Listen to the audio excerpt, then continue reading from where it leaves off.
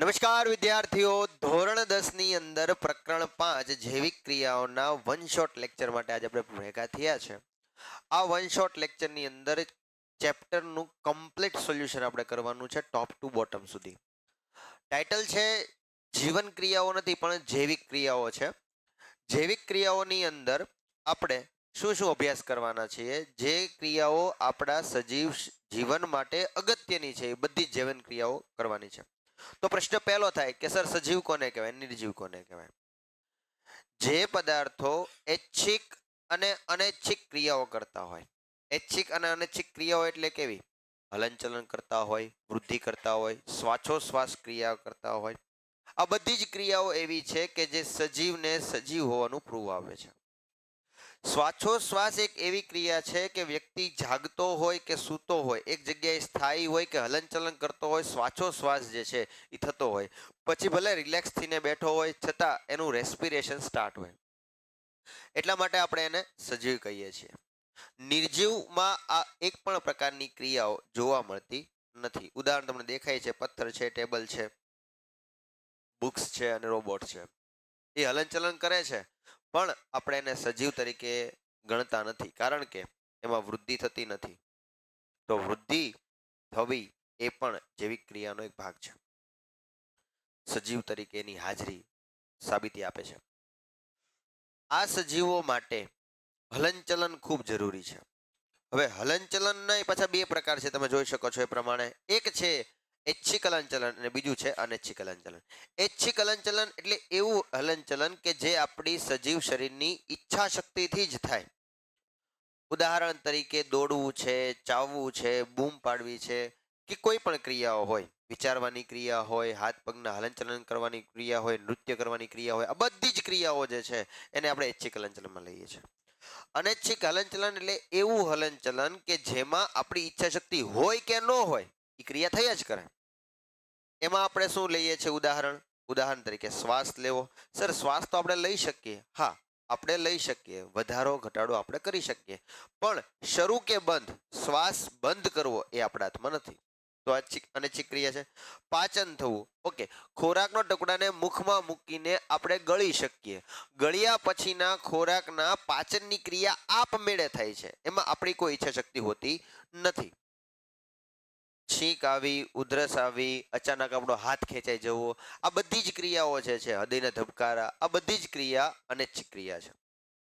તો હલનચલન કરવું એ સજીવની લાક્ષણિકતા છે, પણ હલનચલન એ પાછા બે પ્રકારના હોય, ઐચ્છિક હલનચલન અને અનૈચ્છિક હલનચલન. અનૈચ્છિક હલનચલન સજીવની સ્થિતિ સજીવ તરીકે જાળવી રાખવા માટે થાય છે, પર્યાવરણની સામે ફેરફાર કરવા માટે. ચેપ્ટર 6 માં ભણશો તમે.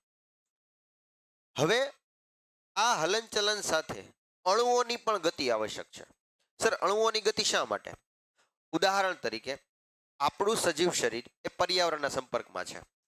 પર્યાવરણમાં થતા ફેરફારથી આપણું શરીર ક્ષયિત થતું હોય, ઠંડી લાગે, ગરમી લાગે, અથવા તો કોઈ પરજીવીઓનો આપણા ઉપર એટેક થાય તો એના કારણે આપણું શરીર ક્ષયિત થતું હોય.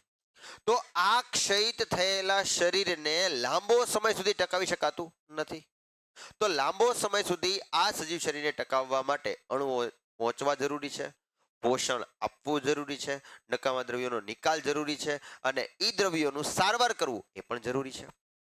એટલા માટે અણુઓની આંતરિક ગતિ આવશ્યક છે. મતલબ કોઈ પણ સજીવ હશે એમાં અણુઓની આંતરિક ગતિ થતી હશે. એમાં એક અપવાદ છે. એ અપવાદ શેનો છે? એ અપવાદ છે વાયરસ, વિષાણુ એટલે કે વાયરસ. આ વાયરસ કેમ અપવાદ છે? જ્યારે વાયરસ કોઈ સજીવ શરીરની અંદર હશે ત્યારે તે વૃદ્ધિ કરશે, એની જેવા નવા સજીવ બનાવશે, આથી તે સજીવ છે. પરંતુ વાયરસ જ્યારે સજીવ શરીરની બહાર હશે ત્યારે એક પણ પ્રકારની ક્રિયા કરશે નહીં, આથી તે નિર્જીવ છે. એટલા માટે વૈજ્ઞાનિકો માટે મોટો પ્રશ્ન છે, સર આને સજીવ લેવો કે નિર્જીવ લેવો? તો આપણે એવું કહીશું કે વાયરસ સજીવ અને નિર્જીવને જોડતી કડી છે. સજીવ અને નિર્જીવને જોડતી કડી એટલે વાયરસ. બાકી બધા જ, તમે ફૂગ લઈ લો, બેક્ટેરિયા લઈ લો, વનસ્પતિ લઈ લો, પ્રાણીઓ લઈ લો, બધા જ સજીવ છે, એમાં કોઈ શંકાને સ્થાન નથી, સિવાય વાયરસ. વાયરસ સજીવ નિર્જીવ પૂછે તો કહેવાનું કે સજીવ નિર્જીવને જોડતી કડી છે. ડિપેન્ડ્સ કરે છે કે ક્યાં છે વાયરસ. સજીવ શરીરની અંદર છે તો વૃદ્ધિ કરશે, નહીં કરે. હવે કઈ કઈ જૈવિક ક્રિયાઓ આપણે અભ્યાસ કરવાનો છે ચેપ્ટરની અંદર? પોષણ, શ્વસન, વહન અને ઉત્સર્જન. પોષણ, શ્વસન, વહન અને ઉત્સર્જન. નામ યાદ રાખો, એક પછી એક ભણીએ. સૌથી પહેલા છે પોષણ. ઉર્જા સ્ત્રોત એટલે કે જેમાંથી આપણને ઉર્જા મળવાની છે એ સ્ત્રોત. ઉર્જાનો સ્ત્રોત એટલે શું હોઈ શકે બેટા? ખોરાક. ઉર્જા સ્ત્રોત એટલે શું હોઈ શકે? ખોરાક. ખોરાકને શરીરમાં ગ્રહણ કરવાની જે ક્રિયા છે એને કહેવાય પોષણ. સિમ્પલ ભાષામાં ખોરાકને એટલે કે ઉર્જા સ્ત્રોતને શરીરમાં ગ્રહણ કરવાની ક્રિયાને કહેવાય પોષણ. ઉદાહરણ તરીકે આ બધા ઘટકો છે એ આપણને ઉર્જા આપશે એટલે કે ઉર્જાના સ્ત્રોત છે. એને આપણે ગ્રહણ કરીએ એટલે આપણા શરીરમાં હોય એન્ઝાઇમ્સ. સર એન્ઝાઇમ્સ કોને કહેવાય? એન્ઝાઇમ એટલે ઉત્સેચકો જે પાચન કરે. નવો પ્રશ્ન, સર વોટ ઇઝ પાચન? વોટ ઇઝ પાચન? આ જે ઘટકો છે આપણે જે ખોરાક ગ્રહણ કરીએ છીએ આ બધા જ ઘટકો જટિલ સ્વરૂપમાં હોય છે, પણ આપણા શરીરને જોઈએ સરળ સ્વરૂપમાં. આપણા શરીરને જોઈએ સરળ સ્વરૂપમાં. તો જટિલ સ્વરૂપમાંથી સરળ સ્વરૂપમાં રૂપાંતર કરવાની ક્રિયાને કહેવાય ડાયજેશન, પાચન. એ એક પ્રકારનું વિઘટન છે. વિઘટન એટલે શું? જટિલ પદાર્થોમાંથી સરળ પદાર્થો બને. તો આપણા શરીરમાં જ્યારે ખોરાક ગ્રહણ કરીએ છીએ એ પણ જટિલ સ્વરૂપે હોય છે. એને સરળ સ્વરૂપમાં રૂપાંતર કરવાની જે ક્રિયા છે એને આપણે કહીશું પાચન. પાચન એટલે બીજું કાંઈ નથી, જટિલમાંથી સરળ બને. અને એમાંથી આગળ જઈએ તો આપણને બનશે એટીપી. એટીપી એટલે એડિનોસાઇન ટ્રાઇફોસ્ફેટ. એટલે એ છે કોષીય બળતણ. સર કોષીય બળતણ કોને કહેવાય? અથવા તો એ છે શું? કોષીય બળતણ એટલે કોષોને કાર્ય કરવા માટે ઉર્જાની જરૂર પડશે. એ ઉર્જા ક્યાંથી મળશે? એને એટીપી માંથી મળશે. ધેટ્સ વાય આપણે એને કહીએ છીએ કોષીય બળતણ. મોટા ભાગના સજીવો જે છે એ બધા જ સજીવો કાર્બન આધારિત પદાર્થો જ ગ્રહણ કરે છે. કાર્બનિક પદાર્થો જ ગ્રહણ કરે. પોષણ આપણને શેમાંથી મળવાનું છે? કાર્બનિક પદાર્થોમાંથી. જરૂરી નથી વનસ્પતિ અકાર્બનિક પદાર્થોમાંથી પોતાનું પોષણ બનાવશે. બધા સજીવો એટલે કે અહીંયા આગળ એ સજીવોની વાત કરીએ છીએ કે જે પોતાનો ખોરાક પોતાની જાતે નથી બનાવી શકતા, એ સજીવોની વાત કરીએ. આ કાર્બનનો સ્ત્રોત બધાનો અલગ અલગ હોય. ઉદાહરણ તરીકે જે સજીવ કયો ખોરાક લે છે એના આધારે આપણે એની પોષણ પદ્ધતિ નક્કી કરીશું. ત્યાં ડિટેલથી આવશે. આગળનો ટોપિક જ છે પોષણ વિશે. બીજો ટોપિક હતો આપણે જૈવિક ક્રિયામાં 4 જૈવિક ક્રિયા હતી: પોષણ, શ્વસન, વહન અને ઉત્સર્જન. બીજી ક્રિયા કઈ છે? શ્વસન. શ્વસન એટલે મોટા ભાગના વિદ્યાર્થીને શું લાગે? શ્વસન એટલે શ્વાસોચ્છ્વાસ. શ્વાસ લેવો, ઉચ્છ્વાસ કાઢવો. ખરેખર એ શ્વાસોચ્છ્વાસની ક્રિયા છે જેમાં ખાલી વાયુઓ અંદર અને બહાર થાય છે. પણ શ્વસન એટલે શું? જે આપણે ઉર્જા સ્ત્રોત ગ્રહણ કર્યું, પોષણમાં આપણે શું કર્યું? ઉર્જા સ્ત્રોત ગ્રહણ કર્યો.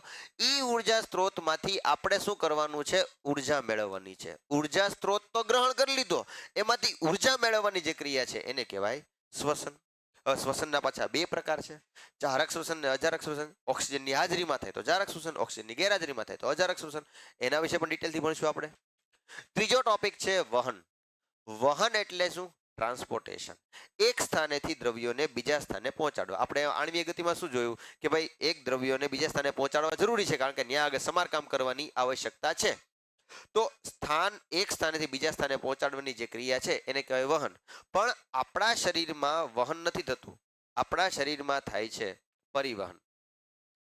આપણા શરીરમાં થાય છે પરિવહન. સર પરિવહન એટલે શું? એક સ્થાનેથી દ્રવ્યો બીજા સ્થાને જાય, બીજા સ્થાનેથી પાછા પહેલા સ્થાને આવે, એને કહેવાય પરિવહન. ધેટ્સ વાય આપણે આપણા શરીરની અંદર સર્ક્યુલેશન થાય છે, સર્ક્યુલેશન. હવે એમાંય પાછા 2 પ્રકાર પડે વહનમાં. તે એક કોષીય સજીવમાં અને પાછું બહુકોષીય સજીવમાં. સર કેમ એક કોષીય સજીવ ને બહુકોષીય સજીવ એમ પ્રકાર પડ્યા? જો ભાઈ, એક કોષીય સજીવ એક જ કોષનો બનેલો છે. આથી આ કોષ પર્યાવરણના સીધા સંપર્કમાં છે. એટલે દ્રવ્યો ગ્રહણ કરવા હોય કે દ્રવ્યોનો નિકાલ કરવો હોય, એક સિમ્પલ કોષરસ સ્તર હોય બહારનું. આ કોષરસ સ્તરથી દ્રવ્યો અંદર આવે ને દ્રવ્યો બહાર વહી જાય. એના માટે વહન કરવાની પણ કોઈ આવશ્યકતા નથી. એની માટે ખાલી ખાલી ખાલી ખાલી શું થાય છે? પ્રસરણ. સર વોટ ઇઝ પ્રસરણ? ધોરણ 9 પ્રકરણ 5 સજીવના પાયાનો એકમ, એમાં આપણે એવું ભણ્યા હતા કે જ્યાં આગળ જે પ્રમાણ વધારે હોય, જ્યાં આગળ જે પ્રમાણ વધારે હોય ત્યાંથી ઓછા પ્રમાણ બાજુ આપમેળે જાય. ઓક્સિજન કોષમાં ઓછો હોય, બહાર વધારે હોય, આથી કોષમાં ઓક્સિજન આપમેળે આવે અને કોષમાં કયો વાયુ બનશે? Carbon dioxide. બહાર કાર્બન ડાયોક્સાઇડનું પ્રમાણ ઓછું હશે, કોષમાંથી કાર્બન ડાયોક્સાઇડ બહાર આવશે. આને કહેવાય પ્રસરણ. તો આ સિમ્પલ પ્રસરણની જે ક્રિયા છે એ એક કોષીય સજીવમાં થઈ જાય. પણ બહુકોષીય સજીવમાં આવું થતું નથી. બધા જ કોષો પર્યાવરણના સંપર્કમાં નથી. સિમ્પલ વસ્તુ કહો, હૃદયનો આ એક કોષ છે. આ કોષને દ્રવ્યની આવશ્યકતા છે. તો આ દ્રવ્યની આવશ્યકતા સીધા પર્યાવરણમાંથી મેળવી શકશે નહીં. શું કામ? કારણ કે એ સીધો સંપર્કમાં છે નહીં. તો એની માટે આપણા શરીરમાં શું હોવું જોઈએ? યોગ્ય વહન તંત્ર હોવું જોઈએ. અને આ વહન તંત્રની અંદર આપણે ભણવાનું છે હૃદય અને રુધિર વાહિનીઓ વિશે ભણશું કે કેવી રીતે મનુષ્યમાં વહન થાય. અને વનસ્પતિમાં જોવા જઈશું તો આપણે જલવાહક પેશી, અન્નવાહક પેશી, પાણી અને ખોરાકનું વહન કેવી રીતે થાય એ જોઈશું. તો 3 ટોપિક થયા: પોષણ, શ્વસન, વહન. ચોથું છે એક્સક્રીશન, બોલે તો ઉત્સર્જન. આપણા શરીરમાં નકામા પદાર્થોને બહાર ફેંકવાની ક્રિયાને સિમ્પલ ભાષામાં કહેવાય ઉત્સર્જન. પણ અહીંયા આગળ થોડી વ્યાખ્યા ચેન્જ છે. જો નકામા પદાર્થથી મારો મતલબ કાર્બન ડાયોક્સાઇડ એ પણ નકામા પદાર્થ થયો, પાણી એ પણ નકામા પદાર્થ થયો, યુરિયા યુરિક એસિડ પ્રવાહી સ્વરૂપે એ પણ નકામા પદાર્થ થયો, મળ જે નકામો અપાચિત અશોષિત ખોરાક છે એ પણ નકામા પદાર્થ થયો, પ્રસ્વેદ ગ્રંથિમાંથી પરસેવો નીકળશે એ પણ નકામા પદાર્થ થયો. પણ આપણે કયું ઉત્સર્જન લેવાનું છે? જૈવિક ક્રિયા દ્વારા, એટલે કે ચયાપચયની ક્રિયા દ્વારા જે ઉત્પન્ન થાય છે. પણ કયો ઉત્પન્ન થાય છે? નાઇટ્રોજન યુક્ત હાનિકારક પદાર્થો. ફક્ત આપણે જેના ઉપર ફોકસ કરવાનું છે, નાઇટ્રોજન યુક્ત હાનિકારક પદાર્થોને શરીરમાંથી નિકાલ કરવાની જે ક્રિયા છે એને કહેવાય ઉત્સર્જન. ફરીથી ઉત્સર્જન પાછું બે પ્રકારે થાય છે, એકકોષીય અને બહુકોષી. સર કેમ? કારણ કે એક કોષી છે એ સીધું સંપર્કમાં છે, સીધું જો દ્રવ્યને મુક્ત કરી શકે છે અથવા દ્રવ્ય અંદર ગ્રહણ કરી શકે છે. પણ બહુકોષીય સજીવમાં યોગ્ય તંત્ર, પેશી કે અંગો આવેલા હોય. હવે આપણા શરીરની વાત કરીએ તો આપણા શરીરમાં આવી રીતની રચના હોય છે જેને આપણે કિડની કહીએ છીએ, મૂત્રપિંડ કહીએ છીએ, જેના દ્વારા આપણા શરીરનું રુધિર ગળાય છે. એટલે નકામા દ્રવ્યો જે છે એ રુધિરમાંથી બહાર નીકળે છે.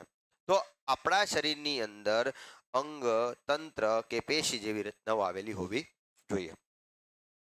આગળ જોઈએ. સૌથી પહેલા તો પોષણના પ્રકાર. મેં પહેલા કીધું એ પ્રમાણે સજીવોના પોષણ પદ્ધતિ જે છે એ બે છે: સ્વયંપોષી પોષણ અને વિષમપોષી પોષણ. પાયાનો તફાવત છે ક્લોરોફિલ. ક્લોરોફિલ કે જેને આપણે હરિત દ્રવ્ય કહીએ છીએ. આ ક્લોરોફિલ હોય હરિત કણમાં જેને આપણે અંગ્રેજીમાં કહેવાય ક્લોરોપ્લાસ્ટ. ક્લોરોપ્લાસ્ટ એટલે કે હરિત કણની અંદર હરિત દ્રવ્ય આવેલું હોય છે. જેનામાં હાજર હોય એ કરશે સ્વયંપોષી પોષણ. જેનામાં ગેરહાજર હોય એ તૈયાર થયેલો ખોરાક લઈ લેશે. હવે સમજો. હવે આ શું કરશે? જે ક્લોરોફિલ ધરાવતા હશે એ તમે જુઓ તો સૌથી પહેલા તો જમીનમાંથી લેશે પાણી. જમીનમાંથી શું લીધું? પાણી. જમીનમાંથી શું લીધું? પાણી. અને વાતાવરણમાંથી લેશે કાર્બન ડાયોક્સાઇડ. આ બંને પદાર્થો જે છે એ કેવા છે? અકાર્બનિક પદાર્થો છે. કેવા પદાર્થો છે? અકાર્બનિક પદાર્થો. ચેપ્ટર નંબર 4 ની અંદર ભણી ગયા આપણે કાર્બનિક પદાર્થો. તો આ છે અકાર્બનિક પદાર્થો. અકાર્બનિક પદાર્થોને સૂર્યપ્રકાશની હાજરીમાં પોતાનો ખોરાક પોતાની જાતે બનાવે. સમજો, પોતાનો ખોરાક એટલે કે ગ્લુકોઝ પોતાની જાતે બનાવે એને કહેવાય સ્વયંપોષી પોષણ. હવે જે સજીવની અંદર ક્લોરોફિલ નથી એ સજીવ શું કરશે? એ સજીવ બીજાએ તૈયાર થયેલો ખોરાક પોતાનામાં ગ્રહણ કરશે, પછી એનું પાચન કરશે અને પછી એમાંથી ઉર્જા મેળવશે. તો શ્વસન જે છે, વહન જે છે અને ઉત્સર્જન જે છે એ બંને સજીવોમાં અલગ અલગ રીતે રહેશે, સ્વયંપોષીઓમાં અને વિષમપોષીઓમાં. ઉદાહરણ એ આપ્યા છે. હવે મોસ્ટ આઈએમપી સવાલ, 3 માર્કનો મોસ્ટ આઈએમપી સવાલ તમારી સામે છે. 3 માર્કનો મોસ્ટ આઈએમપી સવાલ છે કે પ્રકાશ સંશ્લેષણ સમજાવો. પ્રકાશ સંશ્લેષણ સમજાવો. તો કહેવાનું, લીલી વનસ્પતિ ક્લોરોફિલ દ્વારા સૂર્યપ્રકાશની હાજરીમાં પાણી અને કાર્બન ડાયોક્સાઇડમાંથી પોતાનો ખોરાક પોતાની જાતે તૈયાર કરે છે. આ ક્રિયાને કહેવાય પ્રકાશ સંશ્લેષણની ક્રિયા. ફરીથી કહું છું, પ્રકાશ સંશ્લેષણની ક્રિયાની વ્યાખ્યા યાદ રાખજો. લીલી વનસ્પતિ ક્લોરોફિલ દ્વારા સૂર્યપ્રકાશની હાજરીમાં પાણી અને કાર્બન ડાયોક્સાઇડમાંથી પોતાનો ખોરાક પોતાની જાતે તૈયાર કરે છે. આ ક્રિયાને કહેવાય પ્રકાશ સંશ્લેષણની ક્રિયા. અને આ મસ્ત મજાનું સમીકરણ જે છે એ સમીકરણ પણ તમારે પેપરમાં લખવાનું થાય ને થાય. ક્લોરોફિલ વાળું જે સમીકરણ છે એમાં શું લેવાનું? 6CO2 6H2O. સૂર્યપ્રકાશની હાજરીમાં પ્રક્રિયા થશે ક્લોરોફિલની અંદર. સૌથી પહેલા બનશે C6H12O6 જેને આપણે ગ્લુકોઝ કહીએ છીએ. 6 ઓક્સિજનના અણુઓ છૂટા પડશે. હવે તમને જો થોડુંક સમજાવું તો અહીંયા ધ્યાન રાખજો. આ જે 12H2O છે ને એમાંથી બે ટુકડા થાય. પહેલા બનશે 6H2O અને બીજા બનશે 6H2O. આ 6H2O છે ને 6H2O એમાંથી બે ટુકડા થશે 6H2 અને 6O એટલે કે 3O2 આવી રીતે બનશે. સમજજો બેટા, 3O2 આવી રીતે બનશે. 3O2 એટલે 6 ઓક્સિજન થઈ ગયા. હવે શું થશે ખબર છે? આ 6CO2 જે છે એ આ H2 ની હારે જોડાઈ જશે. તમે બેટા એવું ભણી ગયા, જે પ્રક્રિયામાં હાઇડ્રોજન ઉમેરાય એને કહેવાય રિડક્શન. તો સૌથી પહેલા તો આ પાણીના અણુનું શું થશે? વિઘટન થશે. એમાંથી 6 પાણીના અણુઓ જે છે એ સીધા છૂટા પડી જશે. જો અહીંયા આગળ, જેને આપણે ઉત્સર્જન કે બાષ્પોત્સર્જન કહીએ છીએ. પછી વધ્યા ઓક્સિજનની વાત કરીએ તો આ ઓક્સિજન જે છે ને આપણે નોર્મલી કેવું કહીએ છીએ, વનસ્પતિ કાર્બન ડાયોક્સાઇડ લે અને ઓક્સિજન દૂર કરે. ખરેખર એ ક્રિયા જે છે ને પ્રોપર સાચી નથી. ખરેખર જે ઓક્સિજન છૂટો પડે છે એ ઓક્સિજન શેમાંથી છૂટો પડે છે? પાણીમાંથી. આપણે એવું સમજીએ છીએ કે ઓક્સિજન છે ને કાર્બન ડાયોક્સાઇડમાં છૂટો પડે છે. નહીં, પાણીમાંથી ઓક્સિજન જે છે એ છૂટો પડે છે. તો આ ક્રિયા આખી યાદ રાખજો. આના તબક્કાઓ પણ આપ્યા છે. આ 3 તબક્કાઓ જે છે પ્રકાશ સંશ્લેષણનો સવાલ પૂછાય ત્યારે લખવાનું. સૌથી પહેલા તો કોનું કામ આવે છે? ક્લોરોફિલ. સૌથી પહેલા શું કરશે? આ ક્લોરોફિલ છે એ સૌર ઉર્જાનું શોષણ કરશે. નંબર 2, સૌર ઉર્જા એટલે કે જે પ્રકાશ ઉર્જા છે એનું શેમાં રૂપાંતર કરશે? રાસાયણિક ઉર્જામાં. રાસાયણિક ઉર્જામાં રૂપાંતર થાય ને ત્યારે તે પાણીના અણુનું વિઘટન થાય. શેમાં? હાઇડ્રોજન અને ઓક્સિજનમાં. શેમાં વિઘટન થાય? પાણીના અણુઓનું હાઇડ્રોજન અને ઓક્સિજનમાં વિઘટન થાય. પહેલું ક્લોરોફિલે સૌર ઉર્જા મેળવી. સૌર ઉર્જા એટલે પ્રકાશ ઉર્જા, એનું રૂપાંતર રાસાયણિક ઉર્જામાં કરી નાખ્યું. રાસાયણિક ઉર્જામાં કર્યા પછી એમાં પાણીના અણુનું વિઘટન થાય. શેમાં? હાઇડ્રોજન અને ઓક્સિજનમાં. આ હાઇડ્રોજન કાર્બન ડાયોક્સાઇડમાં ભેગો થઈ જાય. હવે કાર્બન ડાયોક્સાઇડમાં હાઇડ્રોજન હતો નહીં, હવે એમાં કાર્બન ડાયોક્સાઇડમાં હાઇડ્રોજન આવી જાય તો બની શું જાય? C6H12O6 જેને આપણે કહેવામાં આવે છે, શું કહીએ છીએ એને? ગ્લુકોઝ એટલે પોતાનો ખોરાક બનાવી નાખે છે. તો 3 તબક્કામાંથી પસાર થાય પછી વનસ્પતિ પોતાનો ખોરાક એટલે કે પ્રકાશ સંશ્લેષણની ક્રિયાથી પોતાનો ખોરાક કરી શકે. અહીંયા આગળ એક નાનકડો ટોપિક આપ્યો છે જે તમને પેપરમાં 1 માર્કમાં હેલ્પ કરશે. મરુનિવાસી વનસ્પતિ. મરુનિવાસી વનસ્પતિ એટલે એવી વનસ્પતિ કે જે રણ પ્રદેશમાં ઉગી નીકળે છે. આ વનસ્પતિમાંથી પોષણ મેળવવા માટે એટલે કે આ વનસ્પતિ પ્રકાશ સંશ્લેષણની ક્રિયા આવી રીતે કરી શકતી નથી. એ રાત્રિ દરમિયાન ઓક્સિજન વાયુ, કાર્બન ડાયોક્સાઇડ વાયુ છે એ ગ્રહણ કરે અને ઓક્સિજન વાયુ મુક્ત કરે છે. સમજો, રાત્રિ દરમિયાન કાર્બન ડાયોક્સાઇડ વાયુ ગ્રહણ કરીને ઓક્સિજન વાયુ મુક્ત કરે છે. દિવસ દરમિયાન કરી શકતી નથી. આવું શા માટે? એનું કારણ જોઈએ. સૌથી પહેલા તો આપણે સમજવું પડશે પર્ણના અનુપ્રસ્થ છેદ. મતલબ પર્ણ આપણે જો ઉદાહરણ તરીકે આમ પાંદડું હોય, પાંદડાને અહીંથી આમ કાપો અને એને તમે માઇક્રોસ્કોપમાં જોવો ને તો આવી રીતનું દેખાય. હવે તમને બધાને ખબર છે પાંદડું ઉપરથી લીસું હોય છે. લીસું શું કામ હોય છે? કારણ કે એના ઉપર મીણયુક્ત ક્યુટીનનું આવરણ હોય છે. શેનું આવરણ હોય છે? મીણયુક્ત ક્યુટીનનું આવરણ હોય છે, જેને ઉપરી અધિસ્તર કહેવામાં આવે છે. શું કહેવામાં આવે છે? ઉપરી અધિસ્તર. અને નીચેની બાજુ છે ને ખરબચડી રીતના હોય, જેને કહેવાય અધઃ અધિસ્તર, કે જેને નીચલું અધિસ્તર પણ કહેવામાં આવે છે. એમાં નાના જે આવા છિદ્રો આવેલા હોય જેને કહેવાય વાયુરંધ્ર. આ વાયુરંધ્ર વિશે પણ ભણશું પહેલા. એટલે અત્યારે એટલું યાદ રાખો કે આ વાયુરંધ્રના કારણે નીચેની સપાટી કેવી હોય? ખરબચડી. કેમ? આપણે શ્વસન કરવા માટે નાક દ્વારા વાયુઓનું આપણે વિનિમય કરાવી શકીએ છીએ, એમ વનસ્પતિમાં શ્વસન, પર્ણમાં શ્વસન કરવા માટે આવા વાયુરંધ્ર કે પર્ણરંધ્ર આવેલા હોય. ક્યાં આગળ આવેલા હોય? પર્ણની નીચેની બાજુએ. વચ્ચેની બાજુ આ બધા કોષ આવેલા હોય. હવે તમને ખબર છે વચ્ચે એક મોટી મોટી શિરાઓ હોય, વચ્ચેની જે રગ કહીએ છીએ, તો રગને કહેવાય વાહીપુલ, કે જેની જલવાહક અને અન્નવાહક પેશી આવેલી હોય, જો તમને દેખાઈ રહી છે. તમારે અગત્યનું છે આની અંદર લીલા રંગના ટપકા જોવા મળે છે. આની અંદર તમને લીલા રંગના ટપકા જોવા મળે છે. આ લીલા રંગના ટપકા જે છે એ શું છે? ક્લોરોફિલ, કે જે કઈ પ્રક્રિયા કરવાના છે? પ્રકાશ સંશ્લેષણની ક્રિયા કરવાના છે. હવે આપણે વાયુરંધ્ર વિશે જોઈએ તો વાયુરંધ્ર શું છે? તો તમને જોઈ શકો છો આવું એક છિદ્ર જેવી રીતના હોય છે.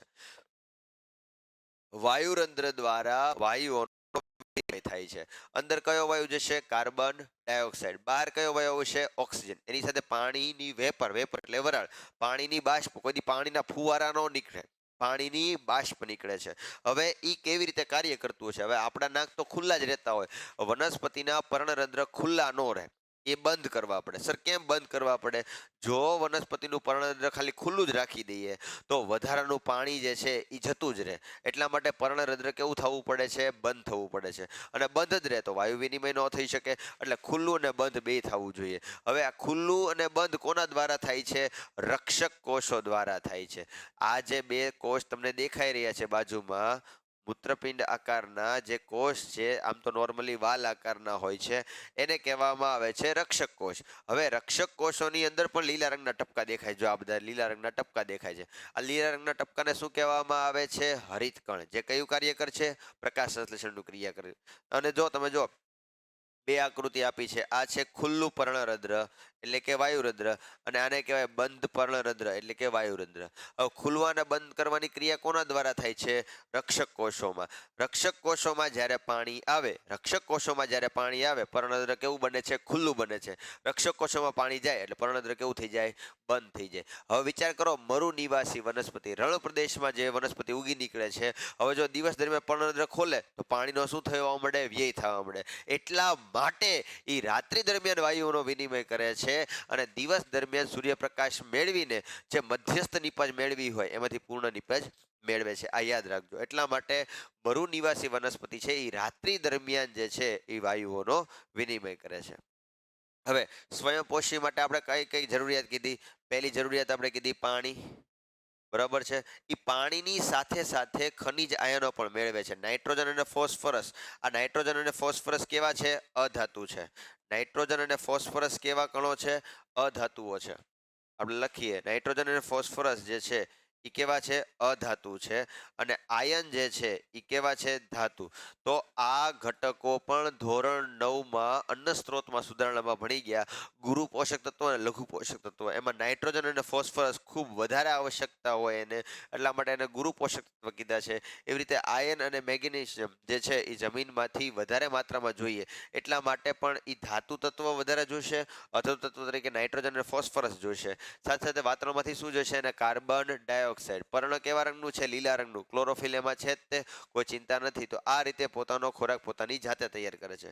હવે વાત કરીએ નાઇટ્રોજનની. નાઇટ્રોજન એક અગત્યનો ઘટક છે. આ નાઇટ્રોજન છે ને એ નાઇટ્રેટ એટલે કે NO3- અને નાઇટ્રાઇટ એટલે કે NO2- ના આયનો સ્વરૂપે હોય. એમોનિયમ નાઇટ્રેટ ને એમોનિયમ નાઇટ્રાઇટ સ્વરૂપે હોય છે. જે ધોરણ નંબર 8ની અંદર નાઇટ્રોજન ચક્ર આવતું હતું એની અંદર તમે ભણી ગયા છો. તો ફરીથી કહું છું, પ્રકાશ સંશ્લેષણ માટે તમને કોઈક આવશ્યકતા પૂછે તો કેટલી આવશ્યકતા કહેવાની? 3 આવશ્યકતા કહી દેવાની. હજી આમાં એક વસ્તુ તમને લખી નથી, સૂર્યપ્રકાશ.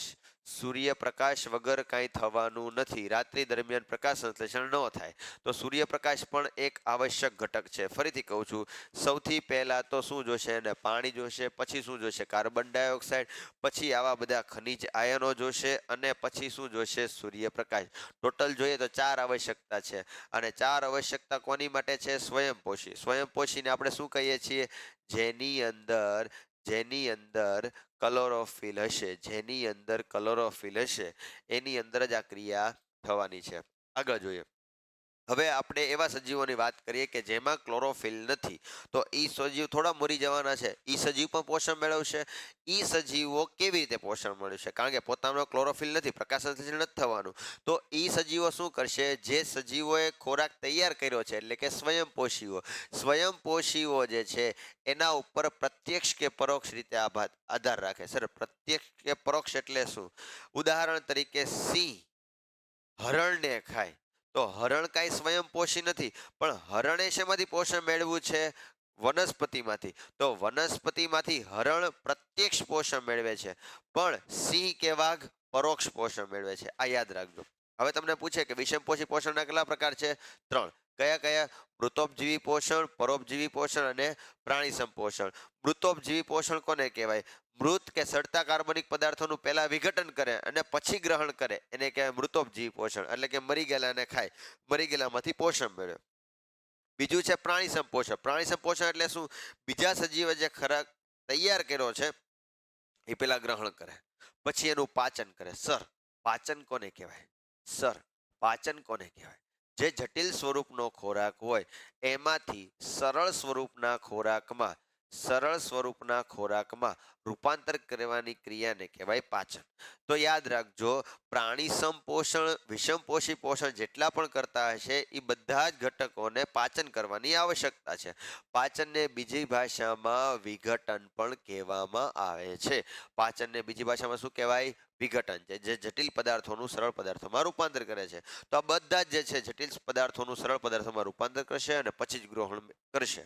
તો એમાં મૃતોપજીવી શું કરશે? પહેલા વિઘટન કરશે, પછી ગ્રહણ કરશે.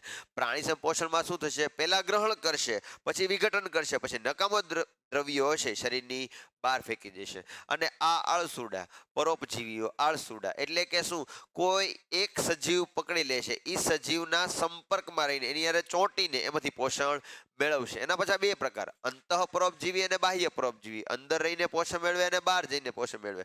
ઉદાહરણ તરીકે તમારા આંતરડાની અંદર કોઈ કૃમિઓ થઈ જાય, સાપ નથી દોર્યો, આંતરડા છે, આંતરડાની અંદર તમને કૃમિઓ હોય, એ કૃમિઓ જે છે એ તમારા શરીરની અંદર રહીને પોષણ મેળવે, તો અંતઃપરોપજીવી કહેવાય.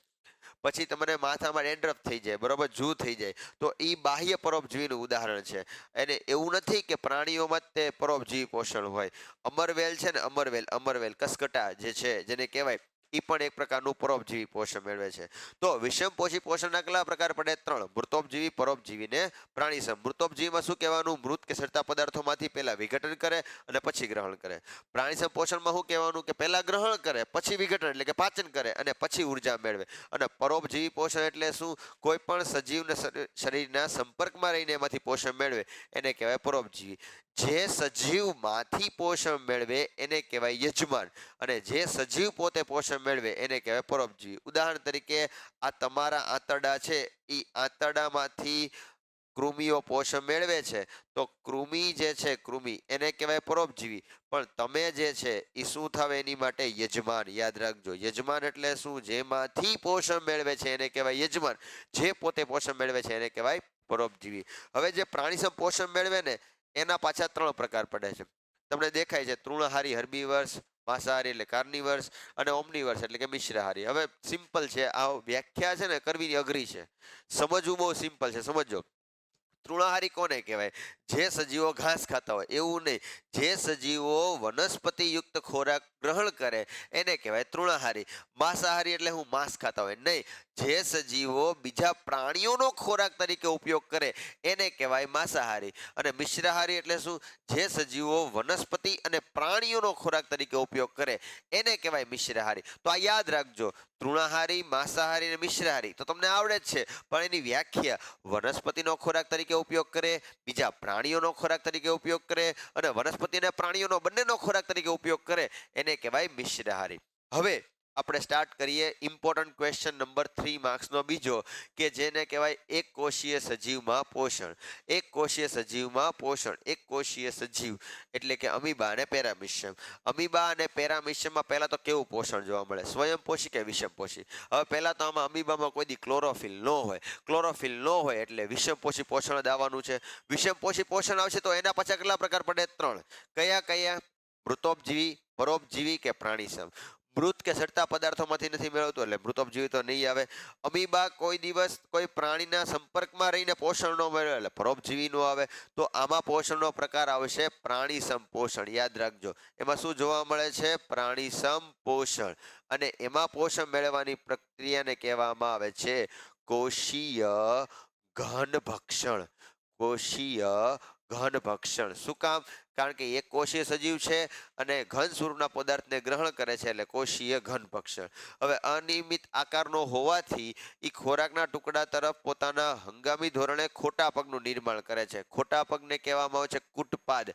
કુટપાદ એટલે ખોટા પગનું નિર્માણ કરે. તમે જો અહીંયા આગળ આમ કરે, આમ બંધ કરી દેશે, આમ હાઉપ કરવા જાય, જો અહીંથી આમ બંધ કરી દે એટલે અહીંયા આગળ એક કોથળી બને. એ કોથળીનું નામ આપ્યું છે અન્નધાની. અરે ખરેખર એ રસધાની જ છે, પણ એનું નામ આપણે આપ્યું છે અન્નધાની, કારણ કે રસધાની વનસ્પતિઓ મોટા કદની હોય છે.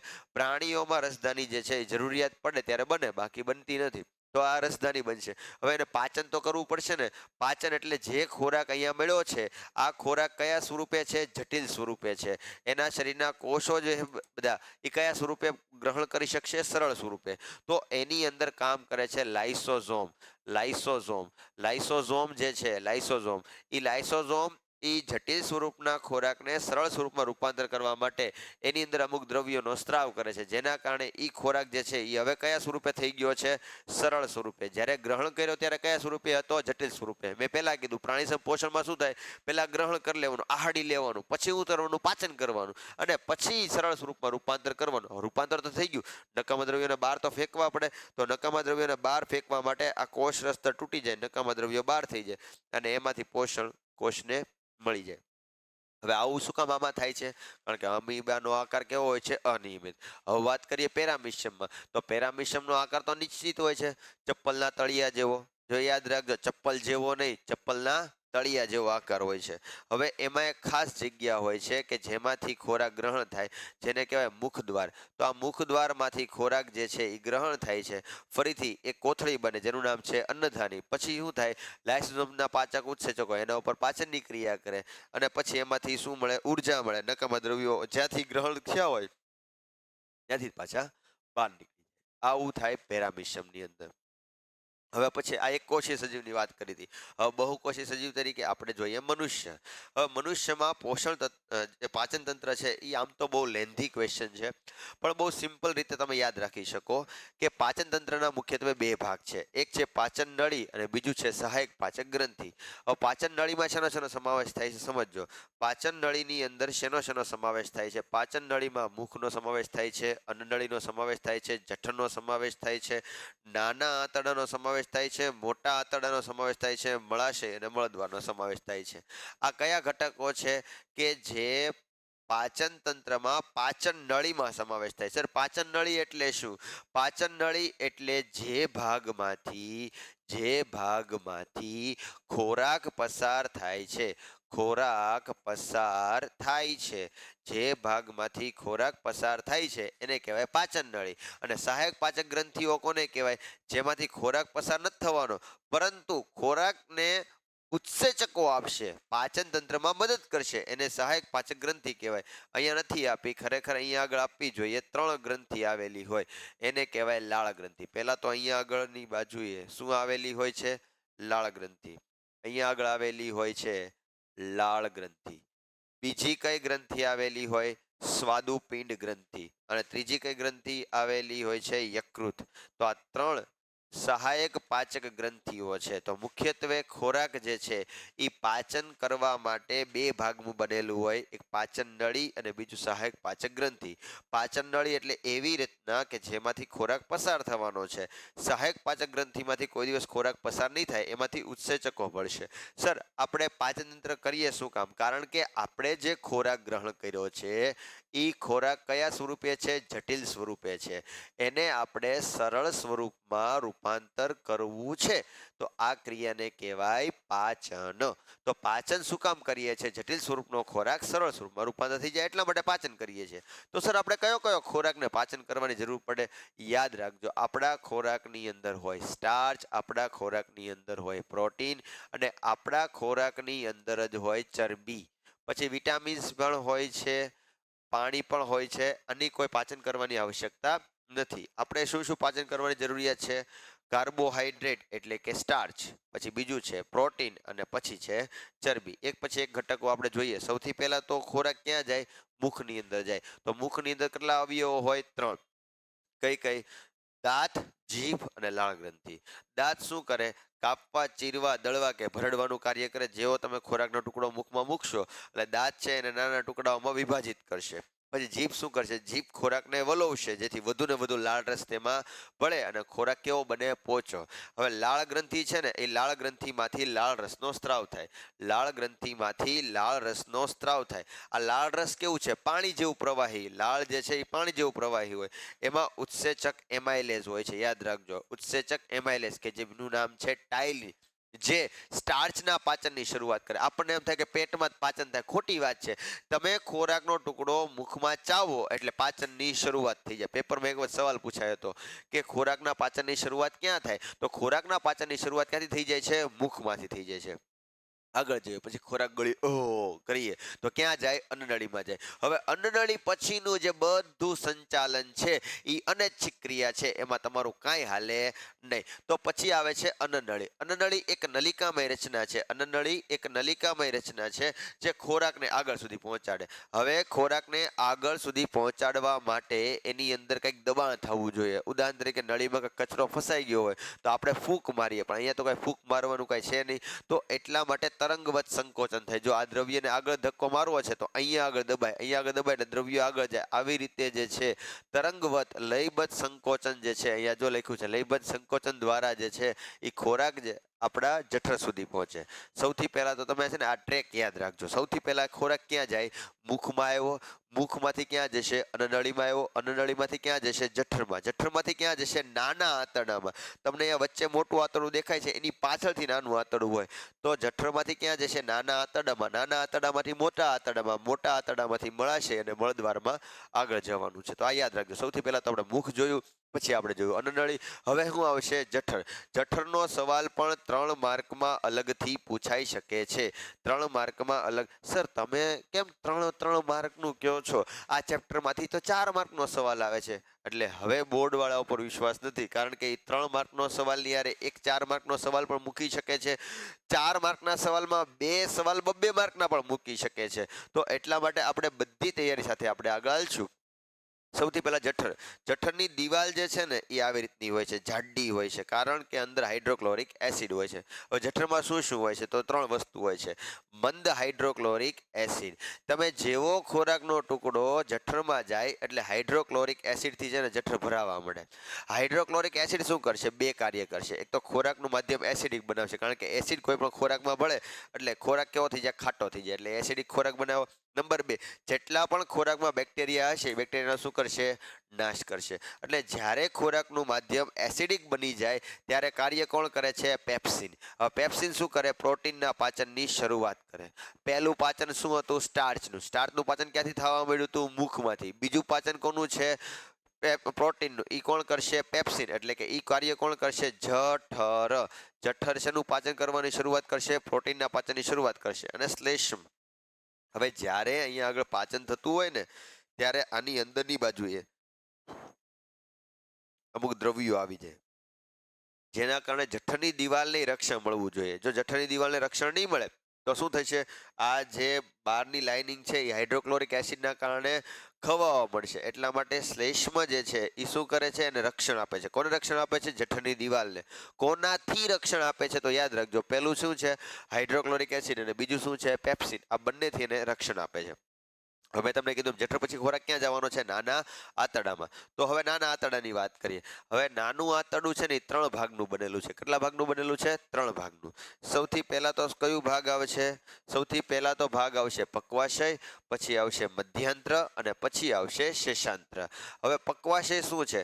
પક્વાશય શરૂઆતનો યુ આકારનો અવયવ છે, જેમાં 2 સ્ત્રાવ આવશે. એક યકૃતમાંથી આવશે અને બીજું સ્વાદુપિંડમાંથી આવશે. મેં તમને પહેલા કીધું હતું યકૃત અને સ્વાદુપિંડ જે છે એમાંથી ખોરાક પસાર નહીં થાય, પણ એમાંથી ઉત્સેચકો આવશે. હવે યાદ રાખજો, યકૃતમાંથી શું આવશે? યકૃતમાંથી આવશે પિત્ત, અને સ્વાદુપિંડમાંથી શું આવશે? સ્વાદુ રસ. યાદ રાખજો, યકૃતમાંથી શું આવશે? પિત્ત, અને સ્વાદુપિંડમાંથી શું આવશે? સ્વાદુ રસ. હવે પિત્ત શું કરશે? ખોરાકને આલ્કલીય બનાવશે, કારણ કે અત્યાર સુધી જે ખોરાક જઠરમાં હતો એ કેવો હતો? એસિડિક હતો. એને ડાયજેસ્ટ કરવા માટે, આપણા શરીરમાં શોષણ કરવા માટે કેવો થવો પડે છે? ન્યુટ્રલ થવો પડે છે. તો એને આલ્કલી બનાવવાનું કામ કોણ કરે છે? પિત્ત કરે છે. અને પિત્તની અંદર 2 ઘટકો હોય છે. પિત્તની અંદર 2 ઘટકો હોય છે. એક હોય છે પિત્તરસ, એક હોય છે પિત્તરસ, અને બીજું હોય છે પિત્ત ક્ષાર. પહેલું હોય છે પિત્તરસ અને બીજું હોય છે પિત્ત ક્ષાર. હવે પિત્તરસ શું કરે છે? ખોરાકને આલ્કલાઇન બનાવે છે. પહેલા શું કરે? પિત્તરસ ખોરાકને આલ્કલાઇન બનાવે, અને પિત્ત ક્ષાર જે છે ને ચરબીના મોટા ઘટકોનું નાના નાના ગોળકોમાં રૂપાંતર કરે છે. યાદ રાખજો, પિત્તરસ શું કરશે? પિત્તરસ ખોરાકને આલ્કલાઇન બનાવશે.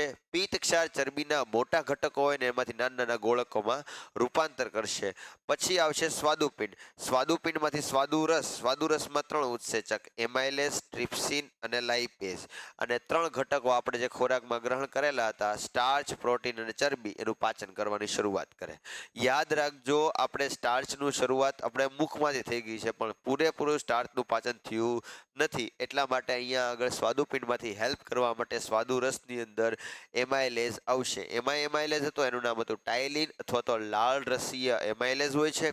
આની અંદર અહીંયા આગળ એમાઇલેઝ છે જે સ્વાદુપિંડ વાળું એમાઇલેઝ છે.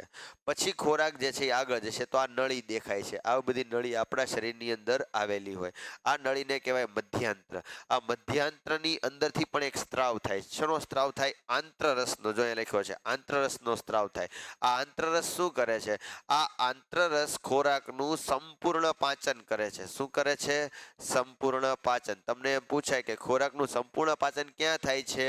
નાના આંતરડામાં. કારણ કે ટેક્સ્ટબુકમાં પક્વાશય, મધ્યાંત્ર અને શેષાંત્ર શબ્દો જ નથી આપ્યા.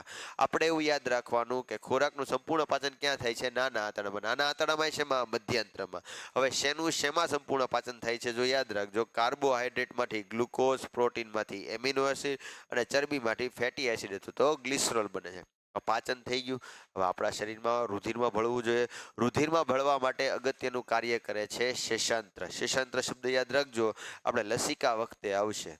લસિકાની અંદર આપણે આ શબ્દ આવશે. શેષાંત્રમાં ચરબીનું શોષણ કરશે. હવે શેષાંત્રની અંદર આંગળી જેવડા પ્રવર્ધો હોય જેને કહેવાય રસાંકુરો, વિલિસ કહેવામાં આવે, જે પાચિત ખોરાકને સીધા જ રુધિરમાં ભેળવી દે. આવી રીતે રુધિરમાં ભેળવી દે, જેના કારણે પાચિત ખોરાક આપણા રુધિરમાં ભળી જાય. રુધિર આખા બોડીમાં સર્ક્યુલેટ થતું એટલે આવે શરીરમાં આપણને મળી જાય. પછી આવશે મોટું આંતરડું. હવે અહીંથી ખોરાક નીકળો, આની અંદર પાચન થયો. જે ખોરાકનું શોષણ નહીં થાય, પાચન એ નથી થયું ને શોષણ એ નથી થયું, એ ખોરાક ક્યાં જશે? મોટા આંતરડાની. મોટા આંતરડાને કહેવાય કોલન. જો મોટા આંતરડાની લંબાઈ, ઓકે તમને એ કહી દઉં, નાના આંતરડાની લંબાઈ આપણે 6.5 મીટર લેવાની. કેટલી લેવાની? 6.5 મીટર.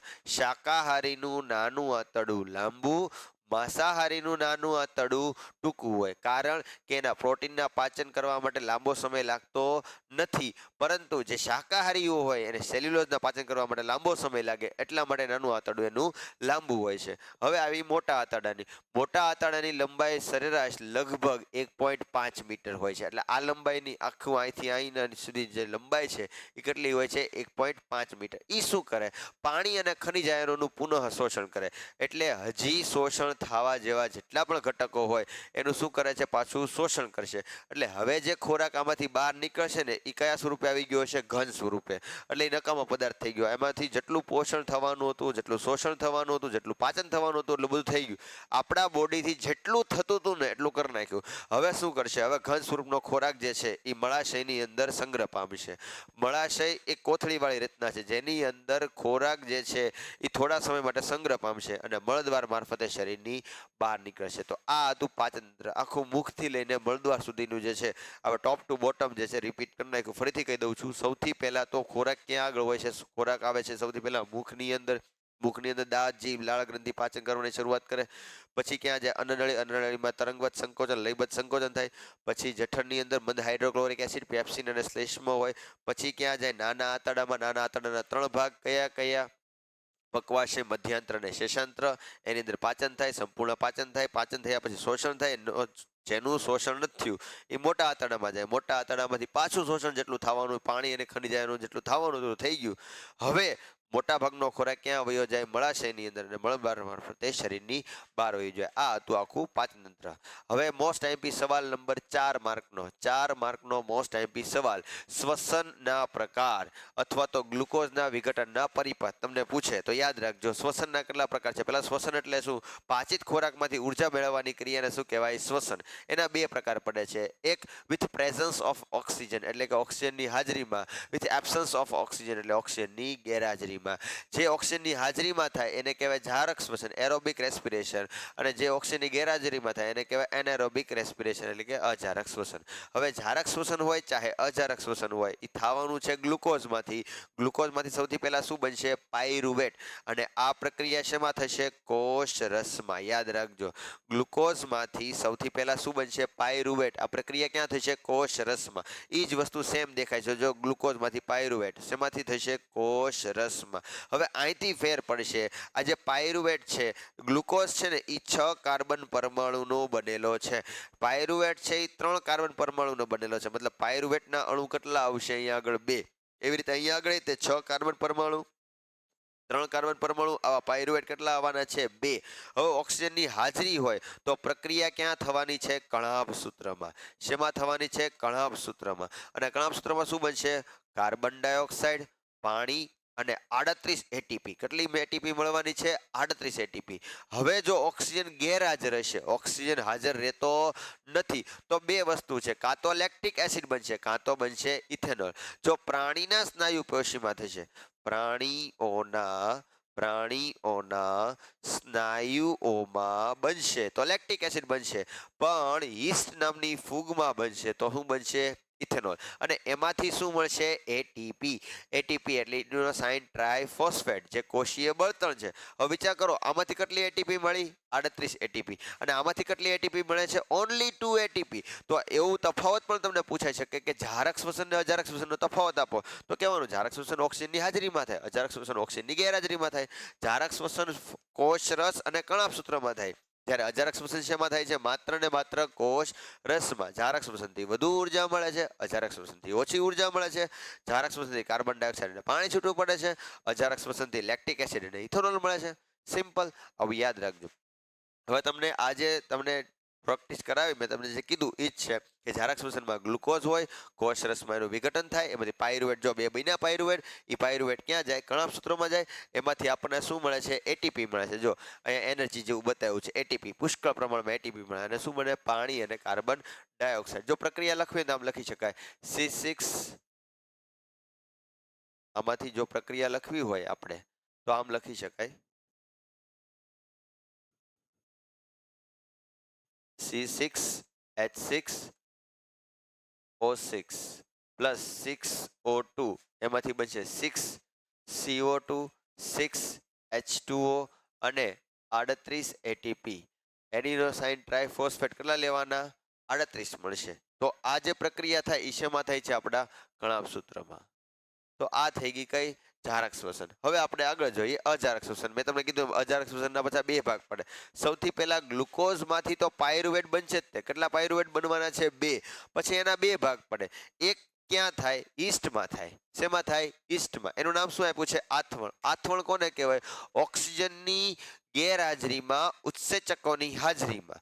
ઓક્સિજનની ગેરહાજરીમાં ઉત્સેચકોની હાજરીમાં જે કાંઈ પણ વિઘટનની પ્રક્રિયા થાય એને કહેવાય આથવણ.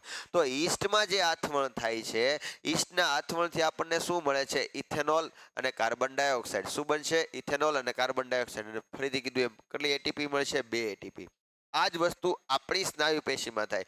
ઉદાહરણ તરીકે તમને ચાલવાનો શોખ ન હોય, ચાલતા ન હોય, એક વખત બહુ દૂર સુધી જાઓ તો તમારા સ્નાયુમાં દુખાવો થઈ જાય. એ શું કામ થાય? હું તમને સમજાવું. કારણ કે સ્નાયુમાં ઓક્સિજન મેળવવાની કાંઈ ક્ષમતા ન હોય, કારણ કે દરરોજ તમે ચાલતા ન હોય. છતાં સ્નાયુમાં ઓક્સિજનની ગેરહાજરીમાં ઉર્જા મેળવવી જ પડે તો જ તમે ચાલી શકો. એ ઉર્જા મેળવવા માટે સ્નાયુઓ પ્રયત્ન કરશે ઓક્સિજનની ગેરહાજરીમાં. તો એમાંથી શું બનશે? Lactic acid. અને લેક્ટિક એસિડ જે તમારા સ્નાયુમાં જમા થયો તો તમને શું થવા માંડે છે? દુખાવો થવા મળશે. જો એને સ્નાયુ તમને પેશી ફૂલેલી દેખાય છે. તો આ થઈ ગયું જારક શ્વસન અને અજારક શ્વસન. પછી આવશે મનુષ્યનું શ્વસન તંત્ર. આપણે શ્વાસ લઈએ છીએ તો કઈ રીતે લઈ શકીએ છીએ? તો મનુષ્યનું શ્વસન તંત્ર જે છે ને, એ ઉરસ પ્રદેશમાં આવેલું હોય. કયા પ્રદેશમાં આવેલું હોય? ઉરસ. ઉરસ એટલે છાતી, ઉદર એટલે પેટ. યાદ રાખજો. સૌથી પહેલા તો નાસિકા છિદ્ર આવેલું હોય. નાકના ભૂંગળા, જેને આપણે કહીએ છીએ નાસિકા છિદ્ર આવેલું હોય. અંદરની જે સપાટી છે ને એ નાસિકા કોટર. આ નાસિકા છિદ્ર જે છે એમાંથી વાયુઓ અંદર અને બહાર થઈ શકે છે.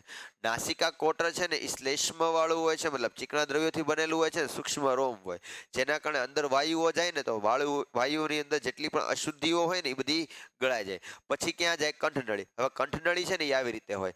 આ છે કંઠનળી અને કંઠનળીમાંથી બે ટુકડા પડે. એક પડે શ્વાસ નળી, આ બધી શ્વાસ નળી છે, અને આ છે અન્નનળી. આ અન્નનળી અને અન્નનળીની પછી જે શ્વાસ નળી છે એ બેયમાં વચ્ચે આવો કાસ્થિમય પડદો હોય જેને કહેવાય ઘાટી ઢાંકણ. ઘાટી ઢાંકણ. આ ઘાટી ઢાંકણ શું કરે? ખોરાકના ટુકડાને અન્નનળીમાં જ મોકલે, શ્વાસ નળીમાં જતો અટકાવે. એટલા માટે કહે કે જમતા જમતા બોલવું જોઈએ નહીં. પછીની જે નળી હોય 11 સેન્ટીમીટરની હોય લગભગ, એને કહેવાય શ્વાસ નળી. એ શ્વાસ નળીની ઉપર સી આકારની કડીઓ હોય. શું કામ? કે જ્યારે આપણે વાયુઓ અંદર ગ્રહણ કરીએ કે બહાર ફેંકીએ, શ્વાસોશ્વાસ કરીએ, ત્યારે સ્નાયુઓનું સંકોચન ન થઈ જાય, એટલે કે નળી જે છે એ શ્વાસ નળી સંકોચાઈ ન જાય, એટલા માટે અંદર સી આકારની કડીઓ આવેલી હોય. પછી બે ફેફસા જેવી રીતના હોય છે. ફેફસાની અંદર શું હોય છે? નાના નાના ફુગાઓ આવેલા. જો આ બધા ફુગાઓ જે છે એ બહુ અગત્યનું કામ કરે છે, જેને કહેવાય વાયુ કોષ્ઠો. યાદ રાખજો, એને શું કહેવાય? વાયુ કોષ્ઠો કહેવામાં આવે છે. આ વાયુ કોષ્ઠોની આજુબાજુ રુધિર વાહિનીઓ હોય. જો આ બધી રુધિર વાહિની હોય. રુધિર વાહિની શું કરશે? કાર્બન ડાયોક્સાઇડ વાળું લોહી લઈને આવશે, રુધિર લઈને આવશે, અને ઈ કોને આપશે? વાયુ કોષ્ઠોને. અને વાયુ કોષ્ઠોમાંથી કયો વાયુ લેશે? ઓક્સિજન. એટલે આપણે એવું બોલીએ છીએ ને કે આપણે ઓક્સિજન લઈને કાર્બન ડાયોક્સાઇડ કાઢીએ, ખોટી વાત છે. ખરેખર આપણે હવા ગ્રહણ કરીએ છીએ, એ હવામાંથી આપણે શેનો ઉપયોગ કરીએ છીએ? ફક્ત ઓક્સિજનનો. અને કયો વાયુ બહાર કાઢીએ છીએ? કાર્બન ડાયોક્સાઇડ યુક્ત હવા જે છે એ બહાર કાઢીએ છીએ. અને આ શ્વાસોશ્વાસની જે ક્રિયા છે એ નીચે રહેલા પડદા દ્વારા થાય છે, જેને કહેવાય ઉરોદર પટલ. જ્યારે યાદ રાખજો, ઉરોદર પટલનું સંકોચન થાય, આ યાદ રાખજો, જ્યારે ઉરોદર પટલનું સંકોચન થાય ત્યારે લેવામાં આવે છે શ્વાસ, અને જ્યારે ઉરોદર પટલનું શિથિલન થાય ત્યારે આવે છે ઉચ્છ્વાસ. ઉચ્છ્વાસ. ત્યારે શું જોવા મળે છે? ઉચ્છ્વાસ. ફરીથી કહું છું, ઉરોદર પટલનું સંકોચન થાય, ઉરસીય પોલાણમાં વધારો થાય, વાયુઓ અંદર આવે, જેને કહેવાય શ્વાસ. જ્યારે ઉરોદર પટલનું શિથિલન થાય, ઉરસીય પોલાણમાં ઘટાડો થાય, દબાણ વધે, વાયુઓ બહાર જાય, જેને કહેવાય ઉચ્છ્વાસ. ઓકે, તો જો અહીંયા શ્વાસોશ્વાસની ક્રિયાવિધિ સમજાવી છે. નીચેની બાજુ આવે ઉરોદર પટલનું સંકોચન થયું, ઉપરની બાજુ જાય એટલે ઉરોદર પટલનું શિથિલન થાય, એટલે અંદર આવ્યો એને કહેવાય શ્વાસ, બહાર ગયો એને કહેવાય ઉચ્છ્વાસ. પછી વાયુ કોષ્ઠમાં વાયુ વિનિમય કેવી રીતે થાય? તો જો અહીંયા આગળ તમને જે બતાવ્યું છે, આ રુધિરના કોષો ને બધું છે, કે ભાઈ અહીંયા આગળ આ બધા જે છે એ આપણા શરીરના કોષો છે, એની કોષો આગળથી શું લેશે? Carbon dioxide. તો આ કાર્બન ડાયોક્સાઇડ વાળું લોહી લઈને અહીંયા આગળ આવશે. વાયુ કોષ્ઠોને કહેશે કે ભાઈ વાયુ કોષ્ઠો તમે શું લઈને આવ્યા છો? તો કે અમે તો હવા લઈને આવ્યા છીએ. તો એક કામ કરો, કાર્બન ડાયોક્સાઇડ તમે લેતા જાઓ. કાર્બન ડાયોક્સાઇડનું અમારું કાંઈ કામ છે નહીં, પરંતુ રુધિરની અંદર હોય આ, જેને કહેવાય આરબીસી. આરબીસી એટલે રેડ બ્લડ સેલ. એ શું કરશે ખબર? ઓક્સિજનને જેવું આવશે ને ખેંચી લેશે. ઓક્સિજનની આગળ બંધન ક્ષમતા એની ખૂબ વધારે હોય. જેવો ઓક્સિજન દેખાય ને ખેંચી લેશે. એટલે જો બધા જે આરબીસી છે એ કાંઈક ને કાંઈક ઓક્સિજન લઈને જશે. જો બધા રક્તકણ શું લઈને જશે? ઓક્સિજન. એટલે આપણા શરીરના ફેફસાના વાયુ કોષ્ઠોની કાર્બન ડાયોક્સાઇડ આપશે, અને કાર્બન ડાયોક્સાઇડ શું લઈ લેશે? એ ઓક્સિજન. અને ઓક્સિજન જે છે એ દરેક કોષો સુધી પહોંચાડશે. આવું આપણા શરીરના ફેફસાના વાયુ કોષ્ઠોમાં થાય છે. પછીનો ટોપિક આપણો વહન, કે એક સ્થાનેથી બીજા સ્થાને જે પહોંચાડે એને કહેવાય વહન. હવે વહનમાં આપણે ભણવાનું છે રુધિર, હૃદય અને રુધિર વાહિની હોય. હવે આપણે નોર્મલી એવું કહીએ છીએ કે બ્લડ જે છે એ લાલ કલરનું હોય છે, પણ રુધિરની અંદર રુધિર રસ, રુધિર કોષો આવેલા હોય છે. રુધિર રસ અને રુધિર કોષો, આ ફોટોગ્રાફ તમને આવી રીતના દેખાય છે, પણ રુધિર રસ જે છે ને એ મોટા ભાગનું રુધિર રસ હોય, આટલા ભાગનું જે છે ને એ રુધિર રસ જ હોય. અને આ ત્રણેય કોષો છે ને અહીંયા આગળ આવેલા હોય, રક્તકણ, શ્વેતકણ અને ત્રાકકણ. રુધિર રસ શું છે? રુધિરના પ્રવાહી માધ્યમને કહેવાય રુધિર રસ, જે પારદર્શક હોય છે. યાદ રાખજો, રુધિર રસ કેવું હોય છે? પારદર્શક. જે લાલ રંગનું રુધિર દેખાય છે ને એ રક્તકણના કારણે દેખાય છે, રુધિર કોષના રક્તકણના કારણે દેખાય છે. શ્વેતકણ શું કરે? આપણા શરીરના સૈનિકો છે. આપણા શરીરમાં જેટલા પણ વિદેશી દ્રવ્યો પહોંચે છે એનો શું કરશે? નાશ કરશે. આગળ જોવા જઈએ તો ત્રાકકણ. ત્રાકકણ શું કરવાના છે? ત્રાકકણ આપણા શરીરમાં જ્યારે પણ ઈજા થાય કે કપાણ થાય ત્યારે એની સામે રક્ષણ કરવા માટે કોણ કાર્ય કરે છે? ત્રાકકણ. પછી આપણું આવે હૃદય. હૃદય શું કાર્ય કરે? હૃદય ખાલી એક જ કાર્ય કરે, પંપ જેવું કાર્ય કરે. કેવું કાર્ય કરે છે? પંપ જેવું કાર્ય કરે છે. એટલે શું? હૃદય ધબકે છે. ધબકવાથી શું થાય? તો આપણા શરીરમાં બધા કોષો સુધી ઓક્સિજન પહોંચે અને બધા કોષો આગળથી કાર્બન ડાયોક્સાઇડ ને ઉત્સર્જક દ્રવ્યો બધા ભેગા કરવાના, એવું કાર્ય ખાલી હૃદય કરે છે. હવે રુધિર વાહિની જે છે એના પણ 3 પ્રકાર છે: ધમની, શિરા અને રુધિર કેશિકા. ધમની જે છે એ રુધિરને લઈ જાય છે, શુદ્ધ રુધિરને લઈ જાય છે. શિરા જે છે એ અશુદ્ધ રુધિરને લાવે છે. રુધિર કેશિકા જે છે એ નાના નાના કોષોની બનેલી હોય. એ શું કાર્ય કરે છે? એ કોષો સુધી ઓક્સિજનને પહોંચાડે છે અને ત્યાંથી આપણને આપે છે. હવે જો તમને આખા ઘટકો કીધા છે, પહેલું તો RBC, red blood cell, Alpenliebe જેવી રીતના હોય, એની અંદર ઓક્સિજન સાથે બંધન ક્ષમતા ઊંચી ધરાવતા હોય. વ્હાઇટ બ્લડ સેલ શું કરે છે? બેક્ટેરિયા, વાયરસ જેટલા પણ પદાર્થો આપણા શરીરમાં પ્રવેશે છે એનો શું કરશે? નાશ કરશે. અને આ પ્લેટલેટ્સ બહુ અગત્યનું કાર્ય કરે. જો આ પ્લેટલેટ્સ શું કરે? જ્યાં આગળ ઈજા થઈ છે કે નહીં ત્યાં આગળ જાય અને ત્યાં આગળ આમ તાંતણા બાંધી દે, જેના કારણે જે રુધિરનો પ્રવાહ વયો જતો હોય એને અટકાવે છે. ત્રાકણો ખૂબ અગત્યનું કામ કરે છે. પછી આ સવાલ જે છે હૃદય, બધાને બહુ અઘરો લાગતો હોય છે. સિમ્પલ સવાલ છે. હૃદય જે છે ને, હૃદય મુખ્યત્વે 4 ખાનાનું બનેલું હોય. કયા કયા? 2 કર્ણક અને 2 ક્ષેપક. જે આપણી જમણી બાજુ છે એ ડાબું કર્ણક, ડાબું ક્ષેપક. આપણી ડાબી બાજુ છે એ જમણું કર્ણક, જમણું ક્ષેપક આવશે. હવે કર્ણકમાં સામાન્ય રીતે અશુદ્ધ રુધિરનું વહન થતું હોય, જમણા કર્ણક, જમણા ક્ષેપકમાં, અને ડાબા કર્ણક, ડાબા ક્ષેપકમાં શુદ્ધ રુધિરનું વહન થતું હોય. એટલે તમે છે ને આવા શબ્દો ઉપરથી યાદ રાખો. જો અહીંયા આગળ હું તમને કહું છું, ઉદાહરણ તરીકે જમણું, કેટલા શબ્દ થયા? 3. તો અશુદ્ધ, કેટલા શબ્દ થયા? 3. એવી રીતે ડાબું, ડાબું, કેટલા શબ્દ થયા? 2. શુદ્ધ, કેટલા શબ્દ થયા? 2. એવી જ રીતે અહીંયા આગળ ડાબા કર્ણક, ડાબા ક્ષેપક વચ્ચે દ્વિદલ વાલ્વ હોય છે. અહીંયા કયો વાલ્વ હોય છે? દ્વિદલ વાલ્વ. દ્વિદલ વાલ્વ હોય છે. ફરીથી કેટલા શબ્દ છે? 2. ડાબું તો 2 શબ્દ. તો એવી રીતે અહીંયા આગળ કયો વાલ્વ હોય છે? ત્રિદલ વાલ્વ. ત્રિદલ વાલ્વ. આ વાલ્વ શું કરે છે? વાલ્વ કર્ણકનું રુધિરને ક્ષેપકમાં જવા દે, ક્ષેપકનું રુધિર પાછું કર્ણકમાં આવવું જોઈએ નહીં. એવી રીતે અહીંયા આગળ દ્વિદલ વાલ્વ એનું કાર્ય કરે છે. હવે અશુદ્ધ રુધિર આવશે ક્યાંથી? ઉપરથી. એટલે કે અહીંયા આગળ મારું હૃદય છે તો ઉપરથી પણ અશુદ્ધ રુધિર આવશે, નીચેથી પણ અશુદ્ધ રુધિર આવશે. ઉપરથી લઈને આવશે અગ્ર મહાશિરા, નીચેથી લઈને આવશે ઈ પશ્વ મહાશિરા. એ બધું ક્યાં આગળ આવશે? જમણા કર્ણકમાં. જમણા કર્ણકમાંથી ક્યાં જાય છે? જમણા ક્ષેપકમાં. હવે કેવું રુધિર આવ્યું છે? અશુદ્ધ રુધિર. અશુદ્ધ રુધિર શું કરવાનું છે? શુદ્ધ કરવાનું છે. શુદ્ધ કરવા માટે ક્યાં લઈ જશે? આપણા ફેફસાઓમાં. આપણા ફેફસાઓમાં શુદ્ધ કરવા માટે લઈ જશે. ફેફસામાંથી જે શુદ્ધ થઈને આવશે એ શેમાં જશે? તો કે ડાબા કર્ણકમાં, ડાબા કર્ણકમાંથી ડાબા ક્ષેપકમાં, અને ડાબા ક્ષેપકમાંથી જુદા જુદા અંગો સુધી જશે. એટલે ઉપર જવા પહોંચાડવાનું છે, નીચે પહોંચાડવાનું છે. એક જ ધમની જે છે એ પહોંચાડે છે મહાધમની. તમારી બુકમાં નામ આપ્યું છે આરોહી ધમની કાંડ. અને પલ્મનરી ધમની જેનું નામ આપ્યું છે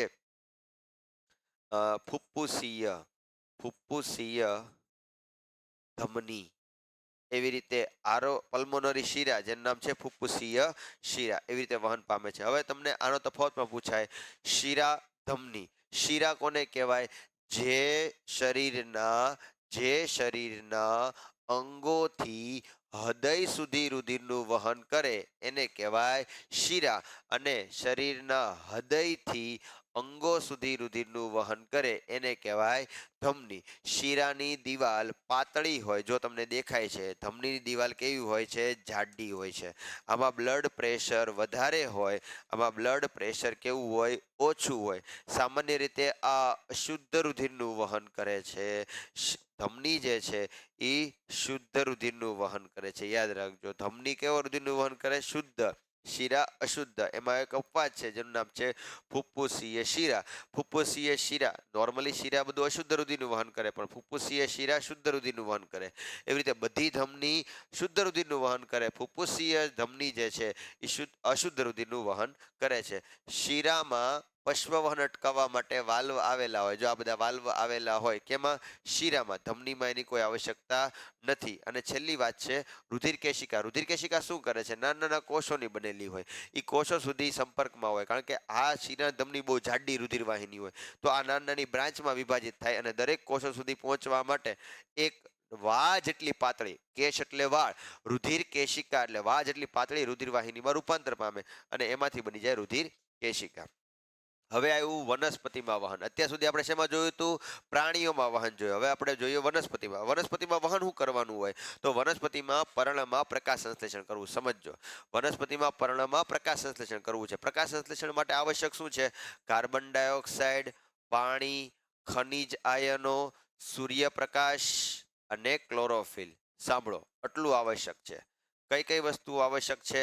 કાર્બન ડાયોક્સાઇડ, પાણી, ખનિજ આયનો, સૂર્યપ્રકાશ અને ક્લોરોફિલ. હવે એમાં તે કાર્બન ડાયોક્સાઇડ એને હવામાંથી મળી જવાનું છે, સૂર્યપ્રકાશ એ હવામાંથી મળી જવાનો છે, ક્લોરોફિલ તો પોતે ધરાવે છે. તો હવે બાકી શું રહ્યું? બાકી ખાલી બે જ ઘટકો રહ્યા. કયા કયા? પાણી અને ખનિજ આયનો. કયા કયા બાકી રહ્યા? પાણી અને ખનિજ આયનો. પાણી અને ખનિજ આયનો ક્યાં છે? જમીનમાં હશે. પાણી અને ખનિજ આયનો ક્યાં હશે? જમીનમાં. તો જમીનમાંથી પર્ણ સુધી ખોરાક બનાવવા માટે પાણી અને ખનિજ આયનો પહોંચાડવા પડશે. તો એની માટે શું કરવું પડશે? પાણીનું જલવાહક પેશી દ્વારા વહન કરાવવું પડશે. ઓકે, ખોરાક તૈયાર થઈ ગયો. હવે ખોરાકને ક્યાં સુધી પહોંચાડવાનો છે? ખોરાકને ઉપરે પહોંચાડવાનો છે, નીચે પહોંચાડવાનો છે. તો એ કોણ કામ કરશે? અન્નવાહક પેશી. તો પાણીનું વહન કરાવવાનું છે અને ખોરાકનું વહન કરાવવાનું છે. કેવી રીતે થશે? તો સૌથી પહેલા પાણીનું વહન જોઈ લઈએ. જો સાંભળજો, જમીનની અંદર મૂળ છે ને આવી રીતે પ્રસરણ પામેલા હોય. આ મૂળ છે ને એ સજીવ સક્રિય સ્વરૂપે આયનો ગ્રહણ કરે. શું ગ્રહણ કરે? આયનો. ફરીથી કહું છું, મૂળના સૂક્ષ્મ ભાગો સક્રિય સ્વરૂપે આયનો ગ્રહણ કરે. હવે આયનો ક્યાં વયા ગયા? મૂળમાં. તો જમીનમાં આયનો કેવા થઈ ગયા? ઓછા. એક ઘટના આવે છે જેનું નામ છે આશ્રુતિ. યાદ રાખજો, એક ઘટના છે જેનું નામ છે આશ્રુતિ.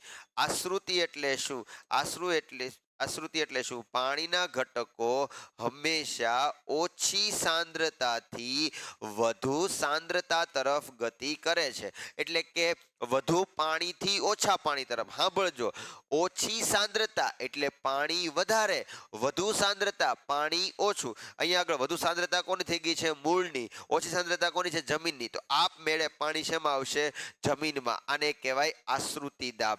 આને શું કહેવાય? આશ્રુતિ દાબ. આને શું કહેવાય? આશ્રુતિ દાબ. તો મૂળમાં જે પાણી પ્રવેશે છે એને કહેવાય આશ્રુતિ દાબ. ઓકે, પર્ણ જે છે એ પર્ણ પાણી ગુમાવે છે બાષ્પોત્સર્જનથી. તો પાણી ગુમાવે તો ત્યાં આગળ ચૂષક બળ લાગે છે. કયું બળ લાગે છે? ચૂષક બળ, જેને કહેવાય બાષ્પોત્સર્જન. યાદ રાખજો, એને શું કહેવાય? બાષ્પોત્સર્જનનું બળ લાગે છે. તો ત્યાં આગળ લાગે છે ચૂષક એટલે કે ખેંચાણ બળ, નીચેથી લાગે છે આશ્રુતિ દાબ એટલે કે દબાણ. એના કારણે જલવાહક પેશીમાં ચાલક બળ લાગે છે. કયું બળ લાગે છે? ચાલક બળ.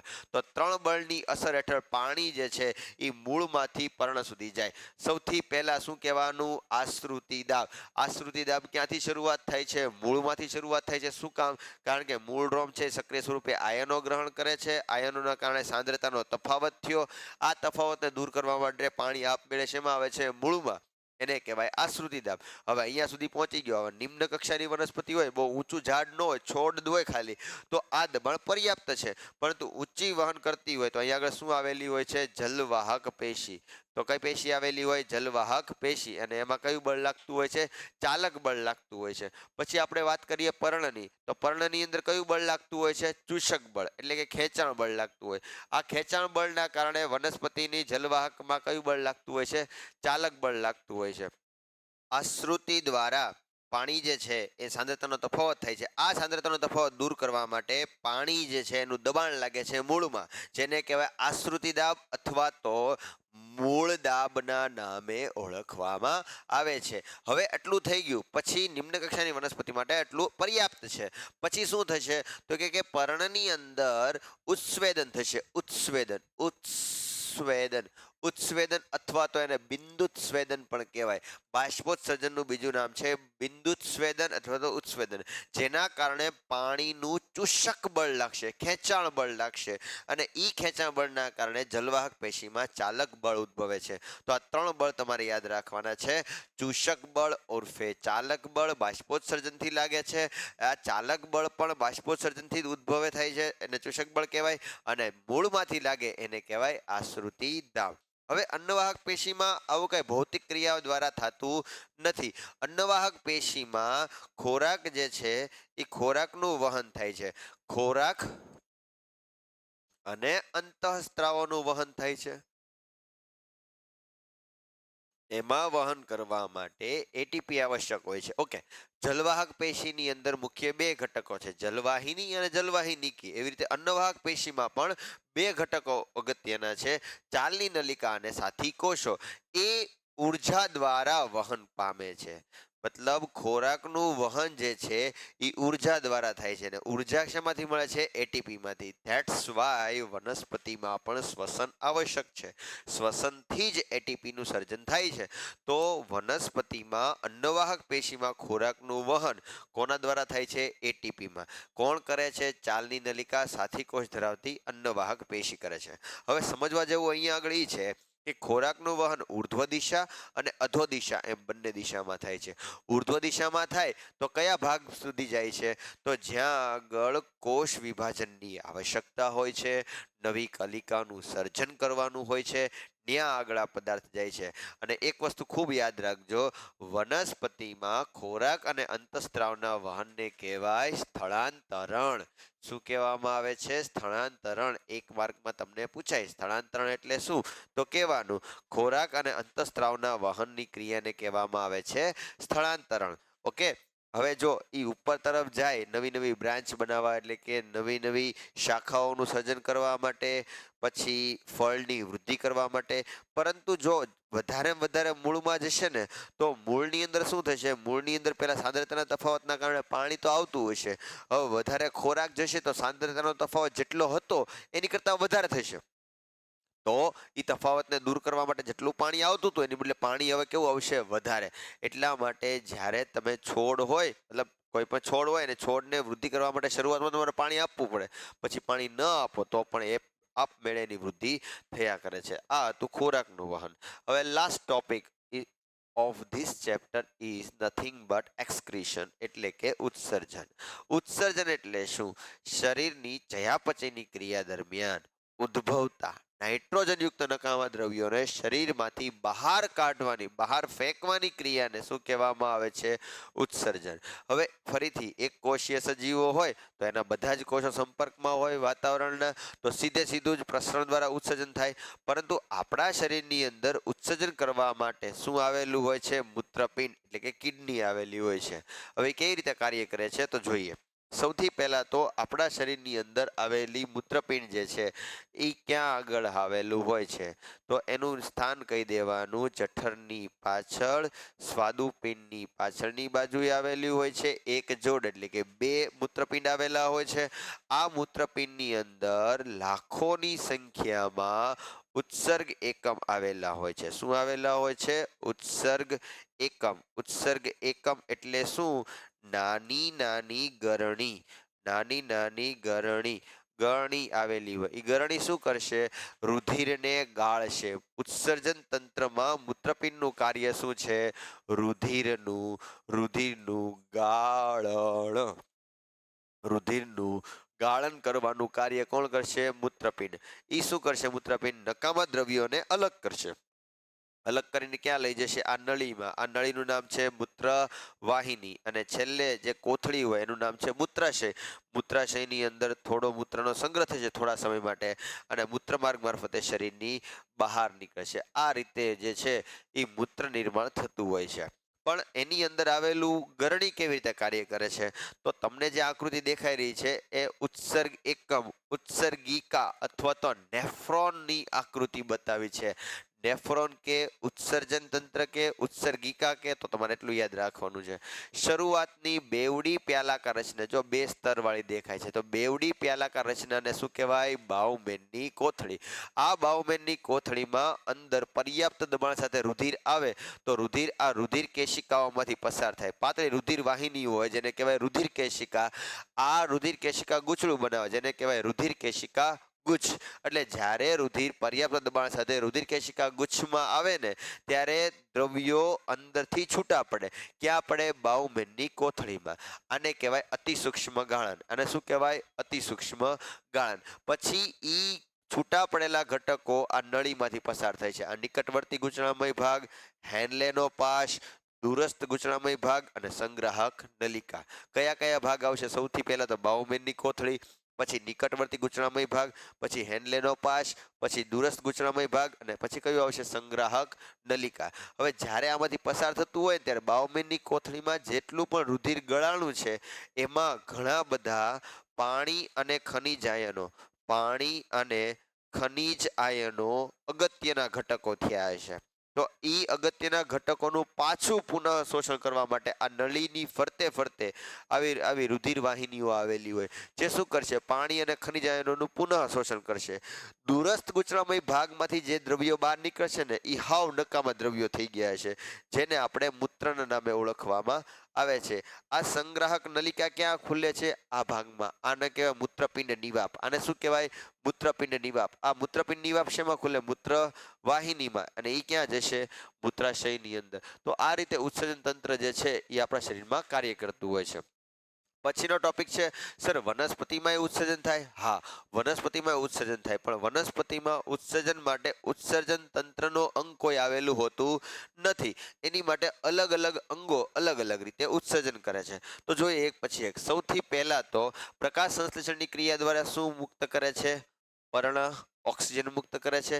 એની સાથે સાથે વાતાવરણમાં પાણી પણ મુક્ત કરે છે. શું મુક્ત કરે છે? પાણી અને ઓક્સિજન. બીજું, વનસ્પતિની અંદર મોટા કદની રસધાની હોય તો રસધાનીમાં પોતાના નકામા દ્રવ્યોનો સંગ્રહ કરે છે. પહેલું પર્ણ દ્વારા ઓક્સિજન મુક્ત કરે છે, બીજું પાણી મુક્ત કરે છે, ત્રીજું શું મુક્ત કરે છે? ત્રીજું રસધાનીની અંદર દ્રવ્યો મુક્ત કરે છે. આ પાણી વાળું જો તમને અહીંયા અલગથી આપેલું જ છે. બીજું બાષ્પોત્સર્જનની ક્રિયા દ્વારા પાણી મુક્ત કરે છે. ત્રીજું આપણે જે કીધું એમ કે ભાઈ વનસ્પતિની રસધાનીમાં આ બધા દ્રવ્યોનો સંગ્રહ થાય છે. ચોથું, ગુંદર અને રેઝિન જેવા પદાર્થો જે છે એ વનસ્પતિના પ્રકાંડમાંથી બહાર નીકળે છે. ગુંદર અને રેઝિન જેવા પદાર્થો જે છે એ વનસ્પતિમાંથી બહાર નીકળે છે. પછી નંબર 5, પાંચમા નંબરમાં શું કહેવાનું? વનસ્પતિ જે છે એ પોતાના ઉત્સર્ગ દ્રવ્યોનો સંગ્રહ શેમાં કરે છે? પર્ણમાં. જો તમને આ લીલું પર્ણ દેખાય છે, આ પીળું પર્ણ દેખાય છે, પર્ણ હંમેશા પીળું હોય ને એ જ ખરે. તો પર્ણ દ્વારા પણ વનસ્પતિ ઉત્સર્જન કરે છે. પહેલા નકામા દ્રવ્યોનો સંગ્રહ પર્ણમાં કરે અને પર્ણને ખેરીને નીચે પાડી દે છે. નંબર 6, છઠ્ઠા નંબરમાં શું કહેવાનું છે કે વનસ્પતિ જમીનની આસપાસ પણ પોતાના નકામા દ્રવ્યો છે એ છૂટા કરે છે. તો આ હતું આપણું ચેપ્ટર નંબર 5, જે એક જ લેક્ચરમાં ટોપ ટુ બોટમ આપણે બધા જ ટોપિકની ચર્ચા કરી. હવે જ્યારે મળશું ત્યારે આપણે નવા ચેપ્ટરમાં જઈશું. આભાર. અસ્તુ. જય હિન્દ.